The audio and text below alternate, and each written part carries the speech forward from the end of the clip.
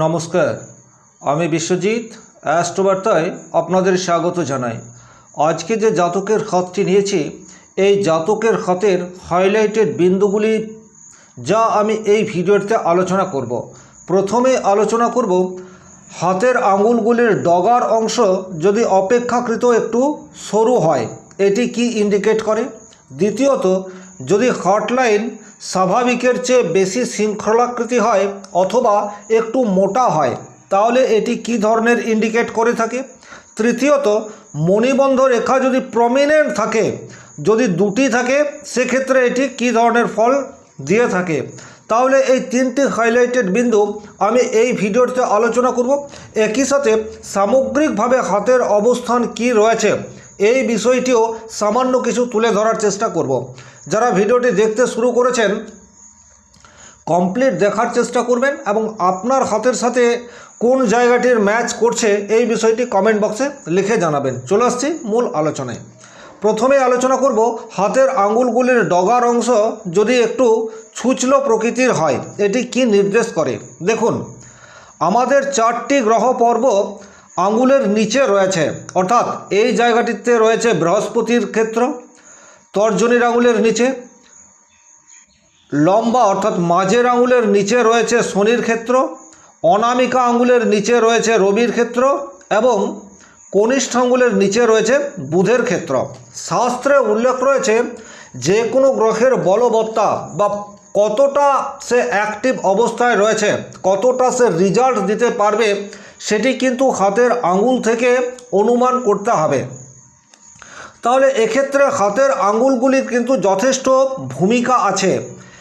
হাতের আঙুল যদি স্বাভাবিক হয়, স্বাভাবিক বলতে আপনারা এই দুটি আঙুলকে দেখুন, ইন জেনারেল বৃহস্পতির আঙুল এবং শনির আঙুল, এই দুটি আঙুলকে আপনারা দেখলেই বুঝতে পারছেন এখানে কিন্তু একটা স্বাভাবিক ট্রেন্ড এই দুটি আঙুলের মধ্যে দেখতে পাওয়া যাচ্ছে। শাস্ত্রে উল্লেখ রয়েছে আঙুলের মাধ্যমেই গ্রহের বলবত্তা সেটি হাতের মধ্যে প্রবেশ করে। তাহলে এখানে যদি আপনারা বৃহস্পতির আঙুলটিকে দেখেন তাহলে মোটামুটি স্বাভাবিক রয়েছে এটি বলা যেতে পারে, অর্থাৎ পজিটিভ ভাইব্রেশন এনার্জি, এই বিষয়টি কিন্তু আমরা বৃহস্পতির আঙুলে দেখতে পাচ্ছি। শনির আঙুলটিকেও যদি দেখা যায় তাহলে শনির আঙুলেও কিন্তু সেই অর্থে একটা স্বাভাবিক গতি বা স্বাভাবিক মুভমেন্ট এটি কিন্তু দেখতে পাওয়া যাচ্ছে। বিশেষ করে আপনারা যদি এই ডগার অংশটিকে একটু ভালোভাবে পর্যবেক্ষণ করেন তাহলেই কিন্তু দেখতে পাবেন। তাহলে ইন জেনারেল বৃহস্পতির আঙুল এবং শনির আঙুল মোটামুটি স্বাভাবিক এটি বলা যেতে পারে। এখন রবির আঙুল এবং বুধের আঙুল, এই দুটি আঙুল কিন্তু স্বাভাবিক অপেক্ষা একটু উইক রয়েছে, এটি কিন্তু আপনারা দেখলেই বুঝতে পারছেন। উইক কোথায় রয়েছে একটু ভালোভাবে দেখুন। আঙুলের যে 3টি পর্ব রয়েছে, অর্থাৎ প্রত্যেকটি আঙুলেই 3টি করে পর্ব রয়েছে। যদি রবির আঙুলের একবারে উপরের অংশটি দেখেন তাহলে একটু দুর্বল, এটি দেখলেই কিন্তু আপনারা অনুমান করতে পারছেন। তাহলে রবি আমাদেরকে যা যা দিয়ে থাকে সেগুলি প্রাপ্তির ক্ষেত্রে এই জাতকের কিছু প্রবলেম এই বিষয়টি থাকছে। কি কি হতে পারে রবির আঙুলের উপরের অংশটি অপেক্ষাকৃত দুর্বল হওয়ার জন্য?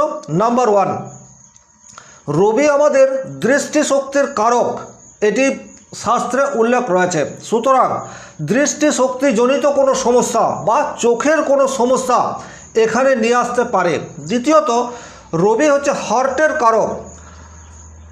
আমরা যে শ্বাস প্রশ্বাস গ্রহণ করে থাকি, তো সেই জায়গাতেও রবির একটা গুরুত্বপূর্ণ ভূমিকা এটি রয়েছে। ফুসফুস জনিত যে কোনো ধরনের সমস্যা, হৃৎপিণ্ড জনিত যে কোনো ধরনের সমস্যা, এটি ইন জেনারেল রবি যদি পীড়িত থাকে জন্মকুণ্ডলিতে বা রবির ক্ষেত্রে যদি অশুভ থাকে তাহলে জাতককে ভোগ করতে হয়। তাহলে এখানে ওপরের অংশ কিন্তু আমরা উইক দেখতে পাচ্ছি। তাহলে এটি দুটি বিষয়কে ইন্ডিকেট করে, এক, দৃষ্টিশক্তিজনিত সমস্যা অথবা হৃৎপিণ্ডের কোনো সমস্যা এই জাতকের কোনো একটা সময়ে আসবে, কোনো একটা সময়ে আসবে। এটি কিন্তু করতলের অন্যান্য জায়গা, life line, headline, heart line বা অন্যান্য রেখা গ্রহ পর্ব এইগুলি দেখে বুঝতে হবে একজ্যাক্টলি কোন সময়ে এটি ঘটতে পারে। কিন্তু জীবনে কোনো একটা সময়ে ঘটবে তার ইন্ডিকেট কিন্তু এই ধরনের দুর্বল অনামিকা আঙ্গুল। দ্বিতীয়ত এই ক্ষেত্রে যদি আপনারা বুধের আঙুলটিকে একটু ভালোভাবে পর্যবেক্ষণ করেন তাহলে বুধের আঙুলের উপরের অংশ এটি কিন্তু অপেক্ষাকৃত অনেকটাই দুর্বল। আপনারা জাস্ট এই জায়গাটিকে একটু ভালোভাবে পর্যবেক্ষণ করুন। তাহলে বুধের আঙুল অনেকটা দুর্বল হওয়ার জন্য বুধ আমাদের শরীরের সম্পূর্ণ নার্ভাস সিস্টেম এই বিষয়টিকে কন্ট্রোল করে থাকে। অনেক মানুষই দেখবেন তাদের হাত বা যে কোনো শরীর সব সময় একটু কম্পন তৈরি হয়। এই যে কম্পন তৈরি হওয়া এটি কিন্তু বুধের নেগেটিভিটিকে ইন্ডিকেট করে। তাহলে এটি কিন্তু হতেই পারে যে মানুষের বুধের আঙুল অপেক্ষাকৃত একটু দুর্বল থাকবে, যেমন এই জাতকের হাতে রয়েছে, তার নার্ভাস সিস্টেম প্রবলেম, শ্রবণ শক্তির কিছুটা সমস্যা, অর্থাৎ বধিরতা বলতে যে বিষয়টি বোঝায় এই বিষয়টিও কিন্তু এই জাতকের ক্ষেত্রে আসতে পারে। স্মৃতিশক্তি এই বিষয়টি কিন্তু বুধ কন্ট্রোল করে থাকে, বিশেষ করে স্বল্পকালীন স্মৃতিশক্তি, অর্থাৎ সকালবেলায় কোনো একটা কাজ করব বলে স্থির করেছে, সন্ধ্যাবেলায় সেটি আর মনে পড়ছে না। এই ধরনের স্বল্পকালীন স্মৃতিশক্তির কারক গ্রহ হচ্ছে বুধ। তাহলে এই জায়গায় কিছু প্রবলেম এই বিষয়টি নিয়ে আসতে পারে। আবার এটি যদি কোনো মহিলার হাতে থেকে থাকে সেক্ষেত্রে কিন্তু মাতৃত্ব লাভের ক্ষেত্রে কিছুটা প্রবলেম, এই বিষয়টিও বুধের আঙুল যদি অপেক্ষাকৃত দুর্বল হয় তাহলে ইন্ডিকেট করে থাকে। এছাড়া এদের কমিউনিকেশন গ্যাপ এই বিষয়টিও দেখতে পাওয়া যায়, অর্থাৎ বুধের আঙুল যদি অপেক্ষাকৃত একটু দুর্বল হয়, যেমনটি এই হাতটিতে রয়েছে, এরা কিন্তু খুব সহজে অপর মানুষের সাথে মিশতে পারে না, এদের বন্ধু এটা অনেকটা কম হয়, এরা একটু লাজুক প্রকৃতির এই বিষয়টিও হয়ে যেতে পারে, অর্থাৎ আর পাঁচজন সাধারণ মানুষের মতো বিহেভিয়ার এই জাতক বা জাতিকাদের ক্ষেত্রে ঘটে না, এরা অন্তর্মুখী হয়, নিজেকে অনেকটা চেপে রাখার চেষ্টা এই বিষয়টি এদের মধ্যে দেখতে পাওয়া যায়। তাহলে দ্বিতীয় যে বিষয়টি আলোচনা করব সেটি হচ্ছে হার্টলাইন যদি অপেক্ষাকৃত একটু শৃঙ্খলাকৃতি হয়, যেমনটি এই হাতটিতে রয়েছে। আপনারা দেখুন অন্য দুটি প্রধান রেখা অর্থাৎ আয়ুরেখা এবং শিরোরেখা, আয়ুরেখা এবং শিরোরেখা অপেক্ষা হৃদয় রেখা বা হার্টলাইন অপেক্ষাকৃত অনেক বেশি চওড়া। ইন জেনারেল হৃদয় রেখা একটু চওড়া হবে সেটি স্বাভাবিক, কিন্তু অনেক বেশি যদি চওড়া হয় সেটি কিন্তু নেগেটিভ রেজাল্ট দিয়ে থাকে। তাহলে হৃদয় রেখা বা হার্টলাইন থেকে আমাদের মানসিক সুখ শান্তি, কোনো একটি মানুষের মমত্ব বোধ, তার অপর মানুষের প্রতি সহমর্মিতা এই বিষয়গুলি ইন্ডিকেট করে থাকে। তাহলে আপনারা দেখলেই দেখতে পাচ্ছেন এখানে হার্টলাইন অপেক্ষাকৃত শৃঙ্খলাকৃতি রয়েছে, তাহলে এনার জীবনে সুখ শান্তির একটা অভাব এই বিষয়টি কিন্তু রয়েছে। মমত্ব বোধ এই বিষয়টি এই জাতকের মধ্যে অতিরিক্ত মাত্রায়ও থাকতে পারে, অতিরিক্ত মাত্রা মানে ইমোশনাল আবেগপ্রবণ, সিদ্ধান্তহীনতায় ভোগা, এই সমস্ত বিষয়গুলি কিন্তু হার্টলাইন যদি অপেক্ষাকৃত দুর্বল হয়, দুর্বল বলতে অনেক বেশি চওড়া হয়, সেটি কিন্তু হস্তরেখা বিচারের জন্য অশুভ ইঙ্গিত। এবারে এই হার্টলাইন আমাদের চন্দ্রের সাথে রিলেটেড, চন্দ্রক্ষেত্র থেকে আমরা মনের অবস্থার বিচার করতে পারি। চন্দ্রক্ষেত্র যদি দুর্বল থাকে সেক্ষেত্রে তার প্রতিচ্ছবি কিন্তু আমরা হার্টলাইনে দেখতে পাবো। তাহলে এই ক্ষেত্রে আপনারা চন্দ্রক্ষেত্রটিকে একটু ভালোভাবে দেখুন, তাহলেই কিন্তু বুঝতে পারবেন। চন্দ্রক্ষেত্র যে অপেক্ষাকৃত দুর্বল সেটি আপনারা পরিষ্কার বুঝতে পারছেন। চন্দ্রক্ষেত্র থেকে এই ধরনের যদি একটি সরল রেখা আপনারা অঙ্কন করেন এবং দেখেন যে নিচের অংশ ভেতর দিকে ঢুকে যাচ্ছে, তাহলে বুঝবেন চন্দ্রক্ষেত্র কিছুটা হলেও দুর্বল রয়েছে, এই ক্ষেত্রতে যেমনটি রয়েছে। দ্বিতীয়ত আপনি চন্দ্রক্ষেত্রে চাপ দিলে যদি সেটি ভেতর দিকে চলে যায়, অর্থাৎ এইরূপ জায়গায় আপনারা চাপ দিলে যদি সেটি ভেতর দিকে চলে যাচ্ছে, সেক্ষেত্রেও আপনি বুঝবেন চন্দ্র আপনার পীড়িত অবস্থায় রয়েছে। তাহলে মানসিক যে সক্ষমতা তার অভাব এই ধরনের খাতকে ইন্ডিকেট করে থাকে। সুতরাং চন্দ্রক্ষেত্র যদি পীড়িত হয় সেক্ষেত্রে মানুষ কিন্তু কোনো একটি সিদ্ধান্ত দীর্ঘদিন ধরে রাখতে পারে না, এদের কিন্তু সাকসেস রেট সেটি অপেক্ষাকৃত কম থাকে, সেলফ কনফিডেন্স এটিও কিন্তু অপেক্ষাকৃত কম থাকে।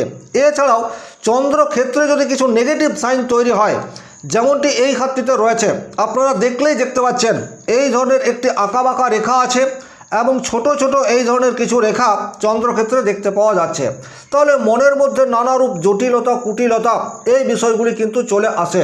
আবার অনেক ক্ষেত্রে আপনারা এইরূপ বেশ কিছু মানুষকে দেখে থাকেন যারা একটু অস্বাভাবিক, যাদের আচার আচরণ রয়েছে।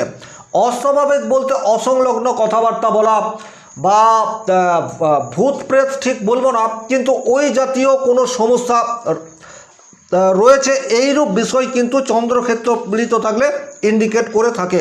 তাহলে এই হাতে চন্দ্রক্ষেত্র পীড়িত এবং শৃঙ্খলাকৃতি হৃদয় রেখা, সুতরাং সেলফ কনফিডেন্সের অভাব 100% রয়েছে। দ্বিতীয় যে বিষয়টি এই হাতটিতে উল্লেখযোগ্য রয়েছে সেটি হচ্ছে এই হাতের যদি আপনি ভাগ্যরেখা দেখেন তাহলে একাধিক ভাগ্যরেখা আপনারা দেখতে পাবেন। এই ধরনের একটি ভাগ্যরেখা রয়েছে, তারপর আবার এই ধরনের একটি ভাগ্যরেখা যাচ্ছে, তার পাশাপাশি এই ধরনের আরও একটি ভাগ্যরেখা যাচ্ছে। ইন জেনারেল যদি ভাগ্যরেখা অনেক বেশি মাত্রায় হাতের মধ্যে দেখতে পাওয়া যায় সেটি দুর্ভাগ্য এই বিষয়টিকে ইন্ডিকেট করে থাকে।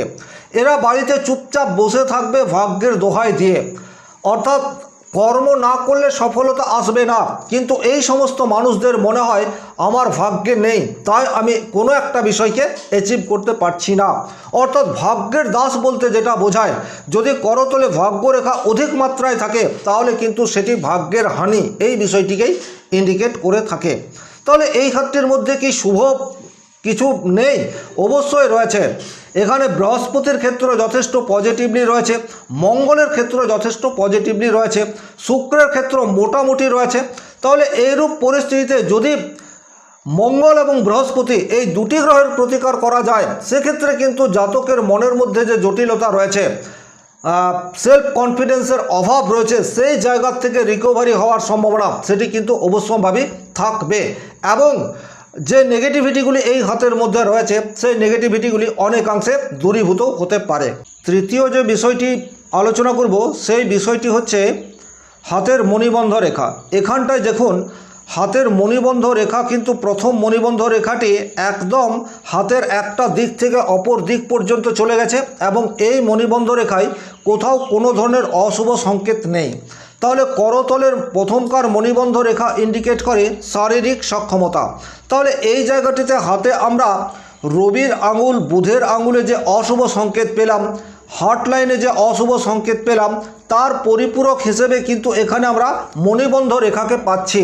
সুতরাং যতটা নেগেটিভ রেজাল্ট আসার কথা ততটা নেগেটিভ রেজাল্ট কিন্তু এই জাতককে ভোগ করতে হবে না, মণিবন্ধ রেখাটি প্রমিনেন্ট এবং স্পষ্ট থাকার জন্য। দ্বিতীয় যে মণিবন্ধ রেখা থাকে সেখান থেকে মোটামুটি ওয়েলথ এই বিষয়টির ইন্ডিকেট করে। তাহলে দ্বিতীয় মণিবন্ধ রেখাও কিন্তু প্রমিনেন্ট রয়েছে, এখানে একটু কাট আছে, কিন্তু কাট থাকলেও আপনারা দেখতে পাচ্ছেন কোথাও নেগেটিভ কোনো সাইন নেই। তাহলে এই জাতক আর্থিক দিক দিয়ে যে খুব বেশি সমস্যার সম্মুখীন হবে না তার ইন্ডিকেট কিন্তু মণিবন্ধ রেখা থেকে পাওয়া যাচ্ছে। তাহলে করতলে পরিপূরক রেখার ভূমিকা সেটিও কিন্তু খুব গুরুত্ব সহকারে দেখতে হবে।